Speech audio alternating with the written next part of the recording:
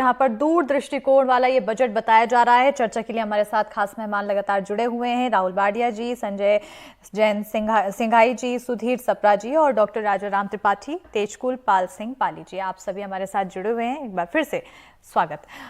तेजकुल जी, सबसे पहले आपके पास आना चाहूंगी क्योंकि दूर दृष्टिकोण वाला इस बजट को बताया जा रहा है, लेकिन आपको क्या नहीं लगता कि जो लोग आज में जी रहे हैं हाल फिलहाल में, उनके लिए कुछ राहत के बजाय आने वाले समय में अगर सोचा जाए तो अभी वो कैसे जिएंगे?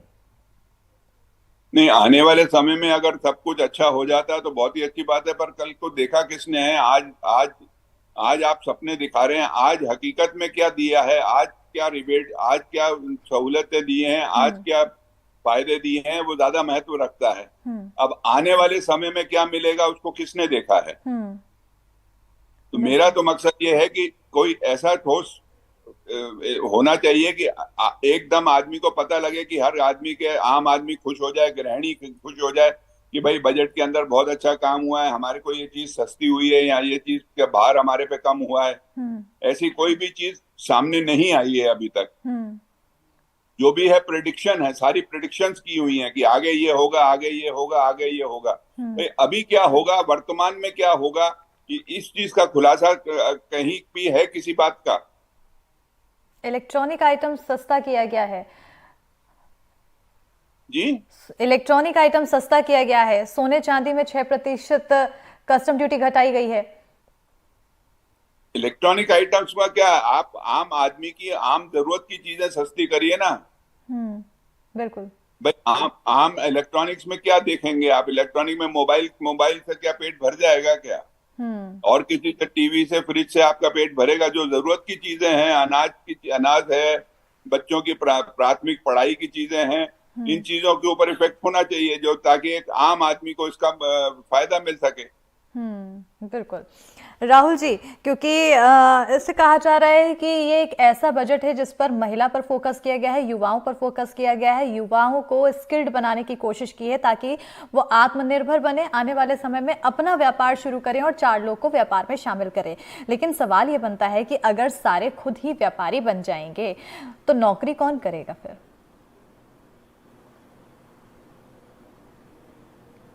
नहीं सर, ये तो मार्केट की डायनेमिक्स है। गवर्नमेंट ने दोनों तरफ से प्रयास किया है। पहले तो एजुकेशन लोन डोमेस्टिक इंस्टीट्यूशन के केसेस में उन्होंने बढ़ाया। दूसरा जो बढ़िया कदम है कि कंपनीज, 500 टॉप कंपनीज में आपको एक तरीके से ट्रेनिंग प्रोग्राम रहेगा जो स्टाइफंड बेस्ड रहेगा। तो अगर आप बड़े कॉरपोरेट्स में नौकरियों के लिए कोशिश करेंगे और आपको ट्रेनिंग मिलेगी तो आपका स्किल डेवलपमेंट होगा। स्किल डेवलपमेंट प्रोग्राम्स भी कंटिन्यूस चल रहे हैं। इसके साथ में, इसके अगेंस्ट में अगर हम देखा जाए तो एमएसएमई सेक्टर स्ट्रॉन्ग तो हो रहा है, इसमें कोई डाउट नहीं है। गवर्नमेंट ने जो सीजीटीएसएमई स्कीम है जिसके तहत आपको कोलेटरल फ्री लोन्स मिलते हैं, उसका भी दायरा बढ़ाया। एक चीज़ और इसमें घोषणा हुई है कि सिडबी जो स्मॉल इंडस्ट्रियल डेवलपमेंट बैंक है उसका पेनिट्रेशन बढ़ाया जाएगा, ऐसा प्रपोज़ल है।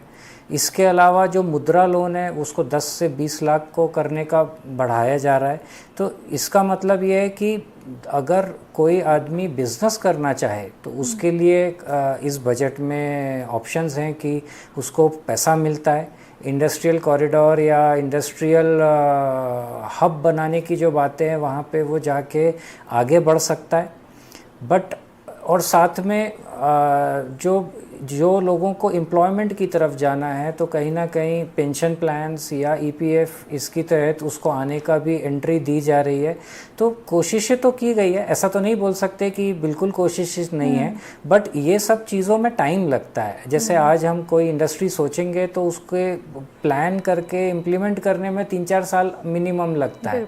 तो ये सारी चीज़ें टाइम लेंगी, बट एक पॉजिटिव स्टेप है, ऐसा कहा भी जा सकता है। हर चीज़ नेगेटिव तो नहीं है, पॉजिटिव भी है।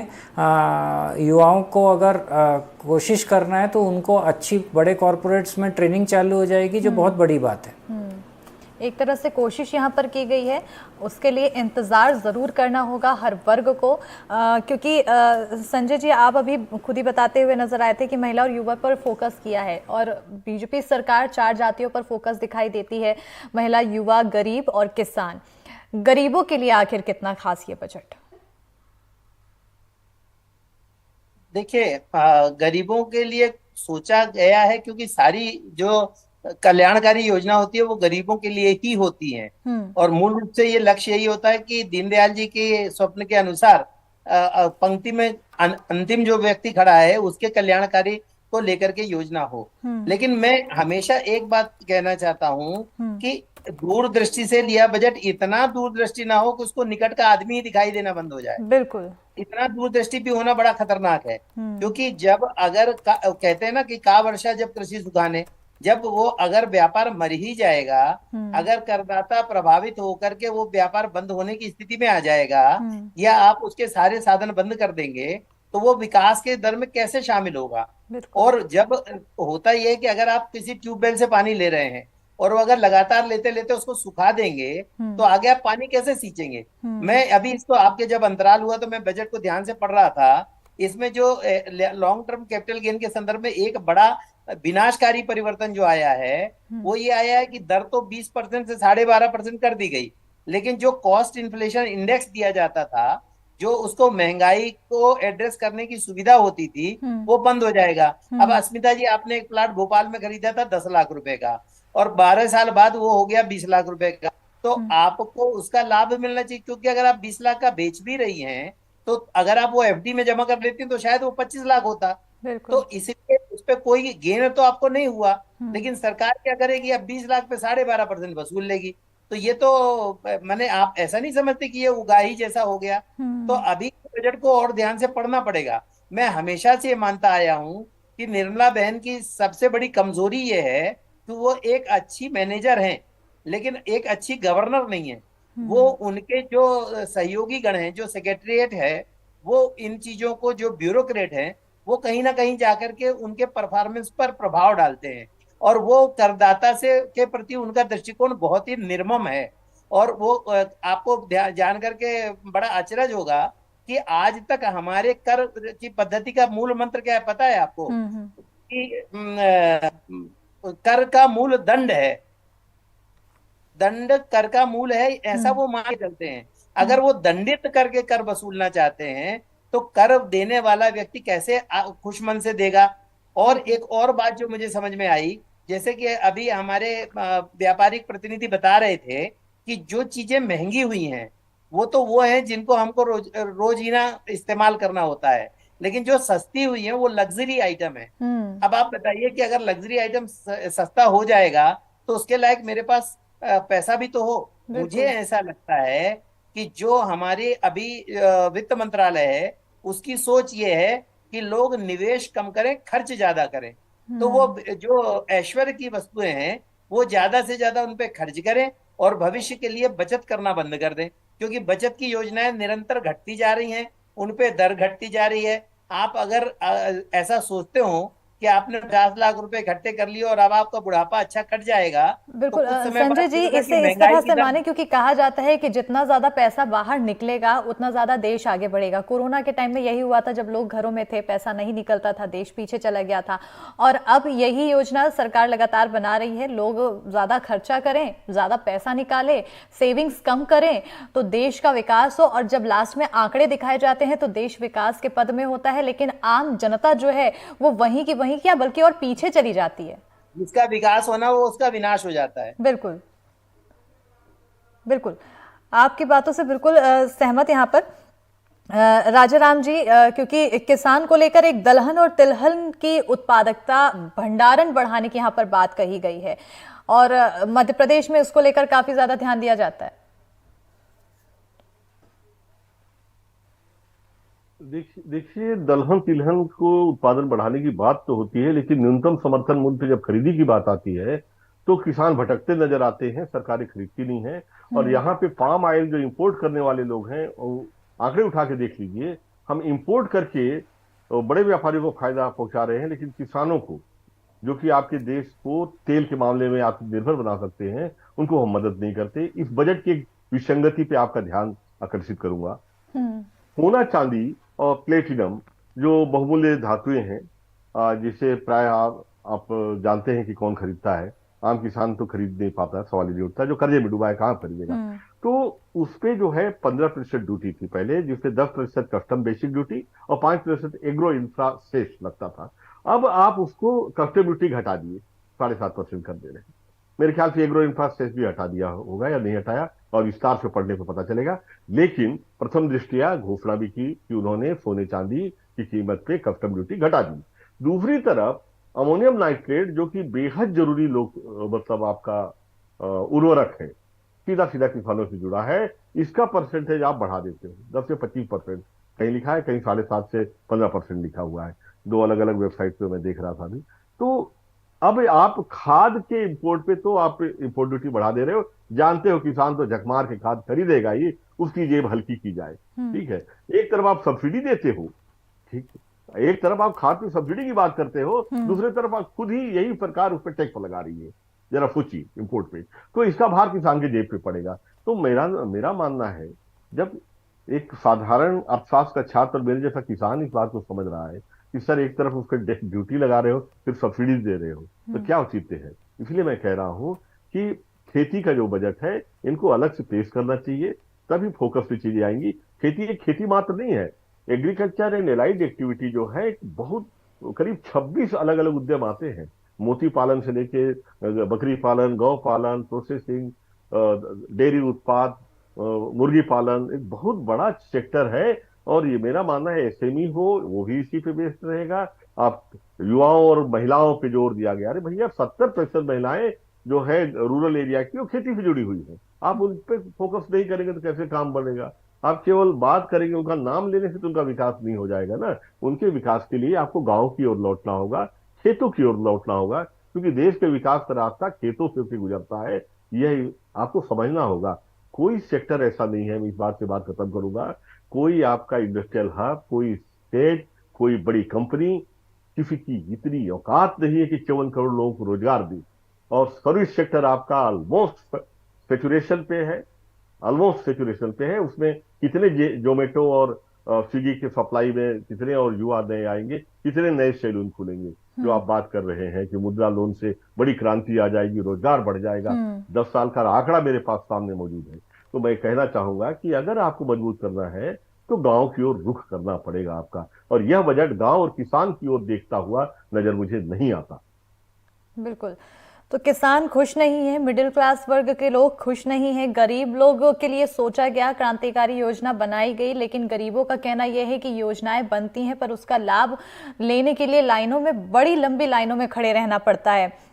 जो युवा हैं, युवा वर्ग के लोग कहते हैं कि हमारे बारे में स्किल्ड बनाने को लेकर सोचा तो जा रहा है, लेकिन जब हमें रोजगार नहीं दिया जाएगा, सारे के सारे व्यापार ही कर लेंगे, तो हमारे व्यापार का हिस्सा बनेगा कौन, क्योंकि सब अपना व्यापार शुरू करेंगे। तेजकुल पाल जी, व्यापारियों के लिहाज से अगर हम देखें तो क्या और इसमें कुछ ऐसी बातें हम समझ पाए जो अब तक लोगों के जहन में नहीं पहुंची हो इस पूरे बजट के लेकर? व्यापारियों के हिसाब से जैसे इन्होंने कहा है कि जीएसटी में सरलीकरण करेंगे,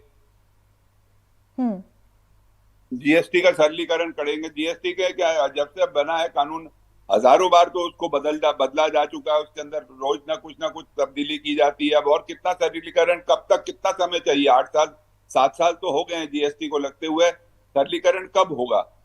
ये वही मैंने आपसे कहा ना कि सिर्फ आगे की बातें करते हैं, अभी हकीकत में क्या हो रहा है ये सरकार को बयान करना चाहिए।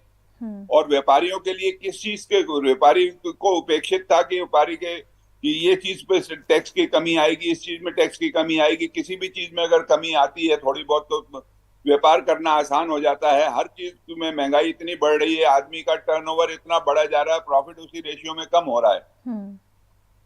अब आदमी के पास कैपेसिटी नहीं है, आप लोन्स दे देंगे, लोन्स भी अगर आप दे देते हैं वो अपनी कैपेसिटी बढ़ाता है, उसके ऊपर उसको इंटरेस्ट भी देना पड़ता है।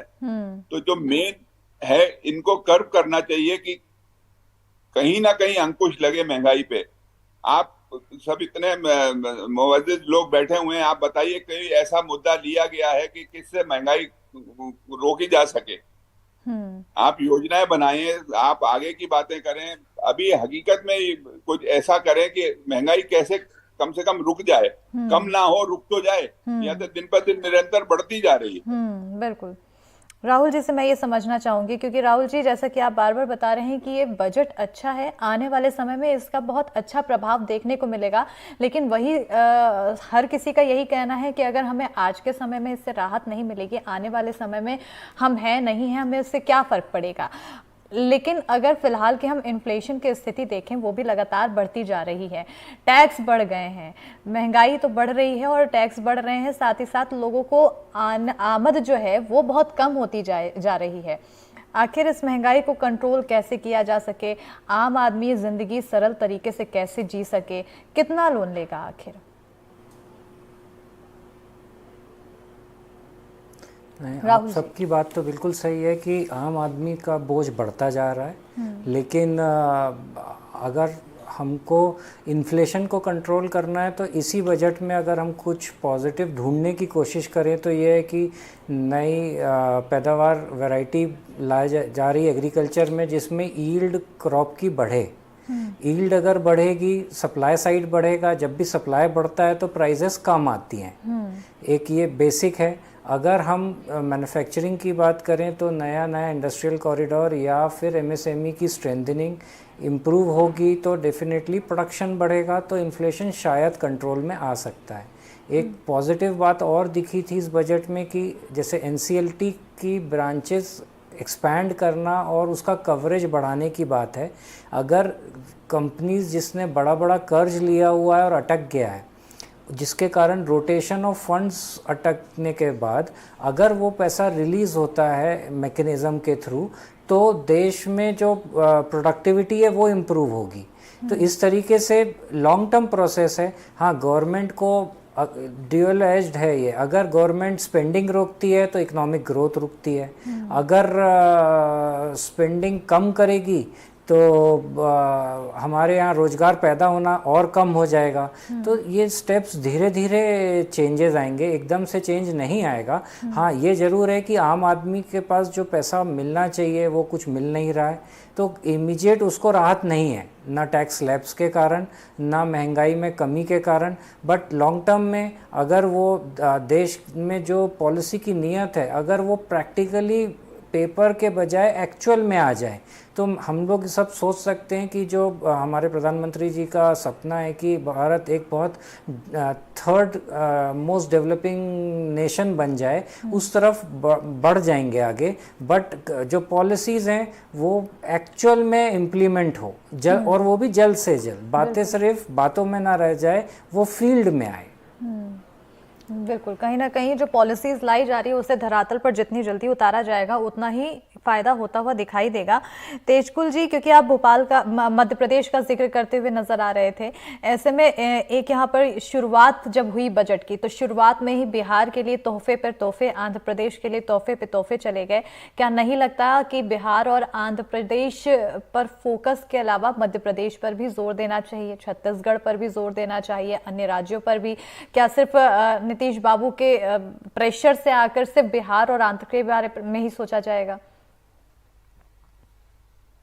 अगर एक टूरिज्म इंडस्ट्री को ले लिया जाए तो मध्य प्रदेश से पूरी खूबसूरत जगह पूरे हिंदुस्तान में नहीं है, और मध्य प्रदेश के अंदर टूरिज्म के लिए टूरिस्ट स्पॉट्स इतने ज्यादा डेवलप किए जा सकते हैं, जिसके लिए अभी प्रधानमंत्री जी ने, सीतारमण जी ने भी कहा है कि टूरिज्म के लिए वो पैसा खर्च करेंगे। तो मध्य प्रदेश के अंदर कम से कम सब पूरे देश के अंदर सबसे ज्यादा हेरिटेज साइट जो है वो मध्य प्रदेश में है। तो मध्य प्रदेश के लिए हम, क्योंकि मध्य प्रदेश में रह रहे हैं, यहाँ पे हकीकत में जमीन पे कुछ काम होते दिखता नहीं है।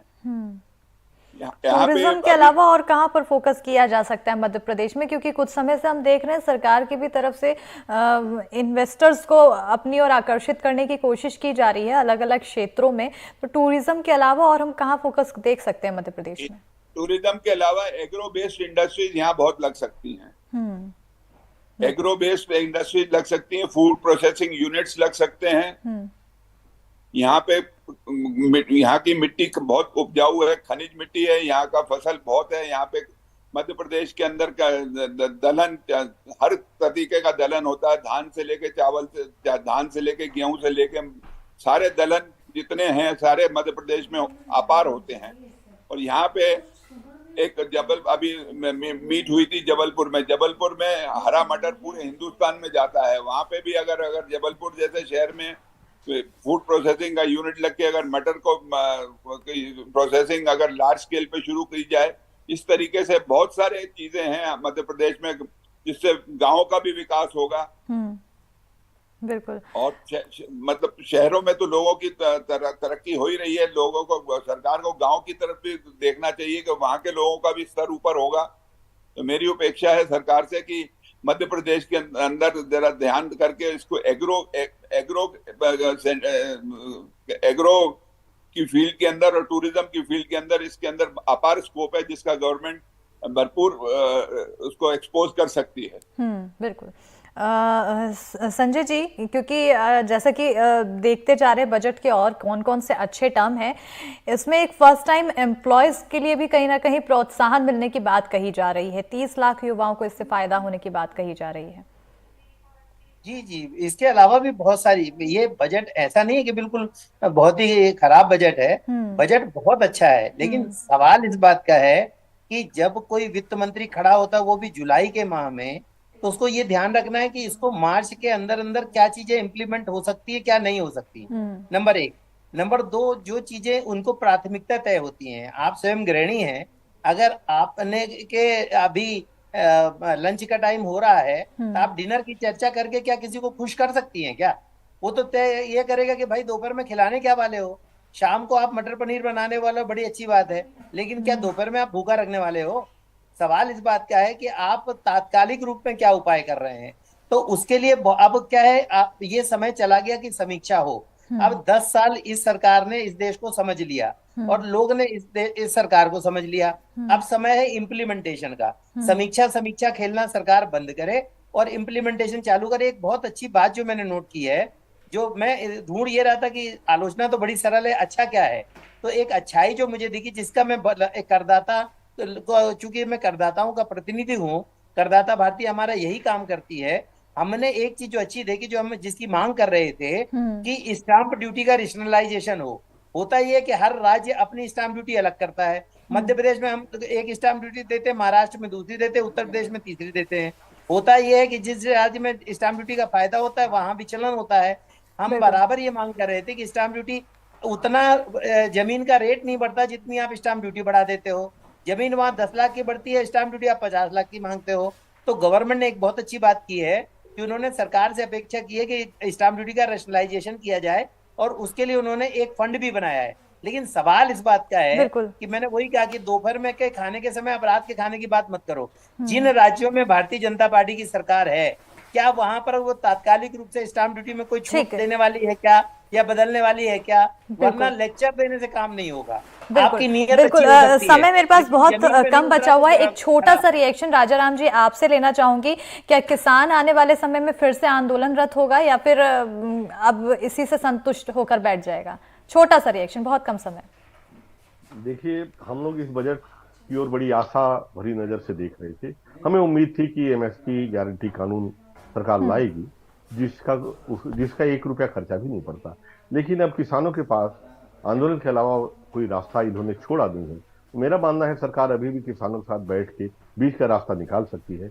बीच का रास्ता यहाँ पर निकलने की बेहद जरूरत है। बहरहाल यहाँ पर जिस तरह से बजट पेश किया गया, इस बजट के बाद कहा जा रहा है कि ये लॉन्ग टर्म के हिसाब से अच्छा है, लेकिन फिलहाल में लोगों के चेहरे जो उम्मीद लगा के बैठे हुए थे वो मायूस होकर जरूर बैठे हुए हैं। आने वाले समय में इससे कितना लाभ होगा, इस पर नजर बनी रहेगी। बहरहाल बहुत बहुत शुक्रिया आप सभी मेहमानों का हमारे साथ जुड़ने के लिए और तमाम अहम चीजें हमारे साथ शेयर करने के लिए। और इसी के साथ देखिए यहाँ पर अब जिंदगी बदलेगा। किसान की दृष्टि से अगर देखें तो इसमें सभी पक्षों पर ध्यान दिया गया है। उत्पादन बढ़ाना, क्योंकि लाभ तब होगा जब उत्पादन बढ़ेगा। उसके लिए फल, सब्जी और अनाज की 109 नई वैरायटी बीज की वो जारी की जाएगी, जो जलवायु अनुकूल होगी और ग्लोबल वार्मिंग के इस खतरे में चाहे ज्यादा तापमान हो या कम पानी हो, अच्छा उत्पादन देंगे। न केवल उत्पादन